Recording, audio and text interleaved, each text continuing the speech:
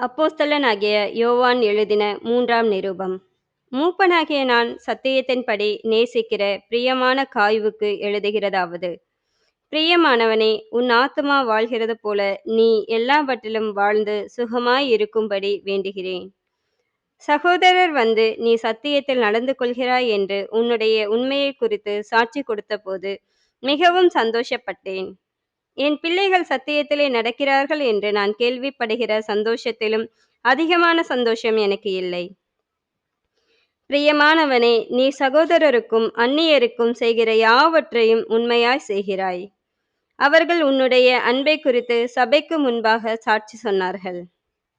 தேவனுக்கு முன்பாக பாத்திரமானபடி அவர்களை நீ வழிவிட்டு அனுப்பினால் நலமாயிருக்கும்.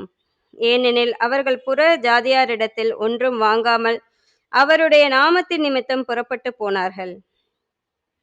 ஆகையால் நாம் சத்தியத்திற்கு உடன் வேலையாட்களாய் இருக்கும்படி அப்படிப்பட்டவர்களை சேர்த்துக்கொள்ள கடனாளிகளாய் இருக்கிறோம். நான் சபைக்கு எழுதினேன், ஆனாலும் அவர்களில் முதன்மையாய் இருக்க விரும்புகிற தியோதிரேப்பு எங்களை ஏற்றுக்கொள்ளவில்லை. ஆனபடியால் நான் வந்தால் அவன் எங்களுக்கு விரோதமாய் பொல்லாத வார்த்தைகளை அலப்பி செய்து வருகிற கிரியைகளை நினைத்து கொள்வேன்.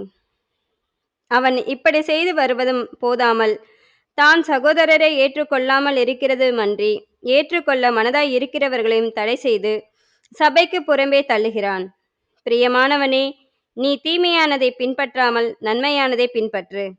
நன்மை செய்கிறவன் தேவனால் உண்டாயிருக்கிறான். தீமை செய்கிறவன் தேவனை காணவில்லை. தேமேத்திரியு எல்லாராலும் நற்சாட்சி பெற்றதும் அல்லாமல் சத்தியத்தாலும் நற்சாட்சி பெற்றவன். நாங்களும் சாட்சி கொடுக்கிறோம்.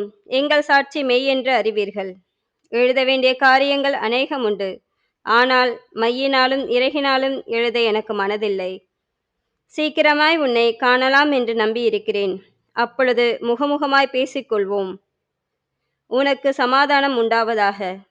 சிநேகிதர் உனக்கு வாழ்த்துதல் சொல்லுகிறார்கள். சிநேகிதரை பேர் பேராக வாழ்த்துவாயாக. ஆமேன், ஆமேன்.